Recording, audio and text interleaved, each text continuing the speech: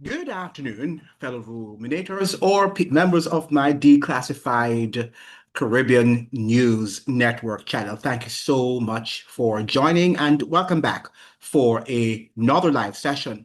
Well, it's not live, it's a pre-recorded video, but it will be live when it is published. How are you doing? Hope everyone is doing well. Now, from Jamaica to Barbados to Trinidad, governments are warning about extreme heat, droughts, blackouts, and climate shocks tied to El Nino.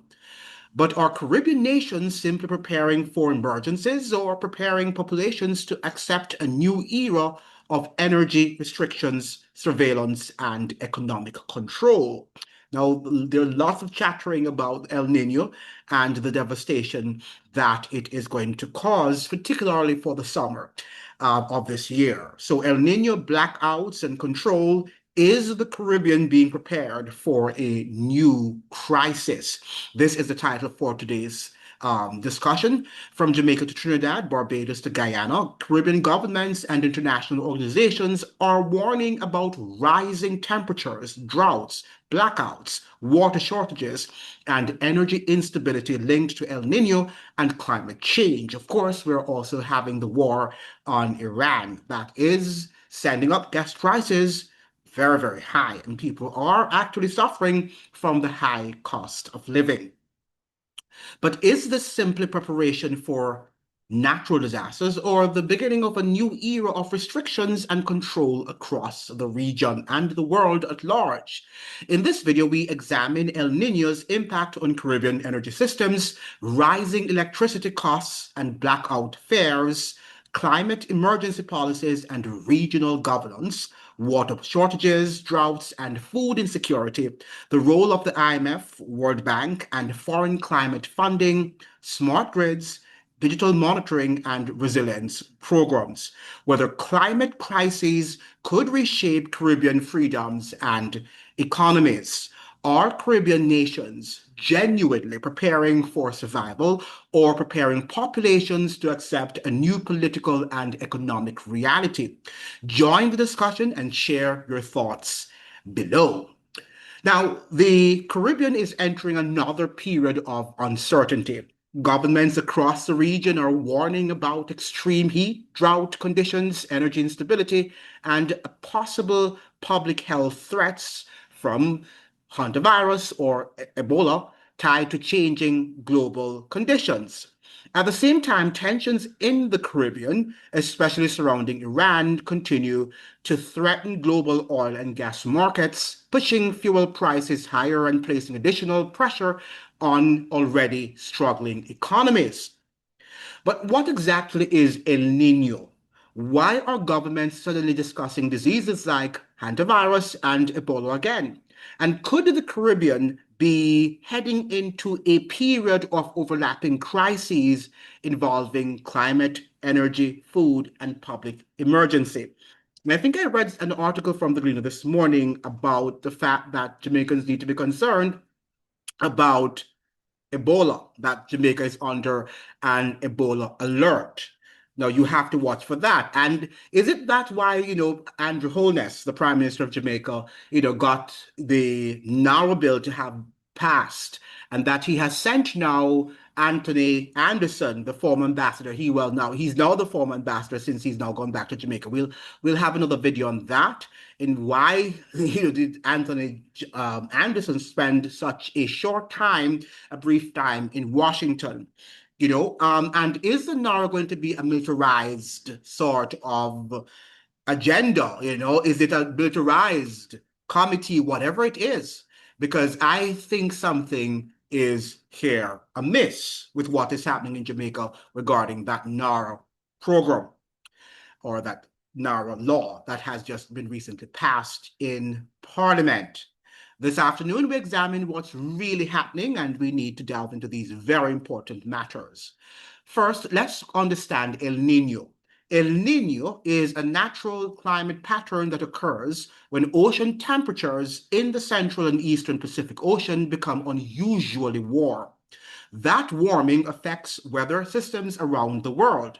In the Caribbean, El Nino often brings hotter temperatures, reduced rainfall, drought conditions, water shortages, agricultural stress, and increased pressure on electricity systems. Countries like Jamaica, Barbados, and Trinidad already face serious infrastructure vulnerabilities. During prolonged heat waves, electricity demand rises because more people rely on fans and air conditioning. That can strain power grids and increase the risk of blackouts. Droughts also reduce water supplies, damage crops, and increase food prices, something Caribbean people are already struggling with due to inflation. And this is where things become politically and economically significant. Governments and international organizations are increasingly speaking about resilience, emergency preparedness, and climate emergency or adaptation. Those phrases may sound harmless, but they often involve major policy shifts. And these policy shifts are energy restrictions, water management systems, expanded emergency powers, digital monitoring, and foreign-funded climate programs. Now, to be clear, preparing for debate disasters is not automatically sinister. That's what we have to understand, that the governments have, or governments have to prepare for natural disasters. But it's the way that they are doing it, we have to make sure we are being vigilant. Caribbean nations genuinely are vulnerable to climate shocks, and we know that. But many citizens are beginning to ask, how much control will governments and international institutions gain during these emergencies? At the same time, health authorities around the world continue monitoring infectious disease threats. There have been discussions about viruses like hantavirus and Ebola, not necessarily because there is a massive outbreak in the Caribbean, but because governments increasingly operate in a permanent state of preparedness after COVID-19. And we know what COVID-19 was all about. Hantavirus is typically spread through contact with infected rodents and can become more concerning after environmental disruptions, flooding, or changing ecological conditions. Ebola, meanwhile, remains one of the world's most feared viral diseases due to its high fatality rate, even though outbreaks are usually concentrated in parts of Africa and are heavily monitored internationally. And let us watch what's going to happen now with the football, right? With the World Cup. And that might be able to be passed on from one country to the next. What matters politically is that populations today are far more aware of how governments respond to emergencies. Travel restrictions, emergency declarations, public messaging campaigns, digital tracking systems, and economic controls. After the COVID-19 era, many people no longer view these discussions as temporary measures. They see them as part of a broader transformation in how societies are governed during crises. And now comes the energy problem. Global tensions involving Iran threaten to make everything worse. Iran sits near one of the most strategically important oil transit routes in the world, the Strait of Hormuz. A major escalation in conflict involving Iran could disrupt global energy supplies almost immediately. For the Caribbean, that's dangerous.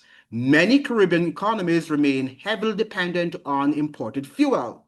When oil and gas prices rise, electricity prices increase, transportation costs rise, food becomes more expensive, tourism becomes more vulnerable, and governments face growing economic pressure. In other words, the Caribbean is exposed from multiple directions at once: climate pressure, energy instability, inflation, public health fears, and geopolitical conflict. So the real question is not whether El Nino exists. It does. The real question is, how will governments respond to these overlapping crises? Will the Caribbean use this period to build stronger and more independent economies? Or will external institutions gain even greater influence over regional policy infrastructure, and everyday life. As temperatures rise, blackouts increase, disease fears spread, and global conflicts push energy prices higher, Caribbean citizens may soon face some of the most difficult economic and political questions in years. And that is why this conversation matters now.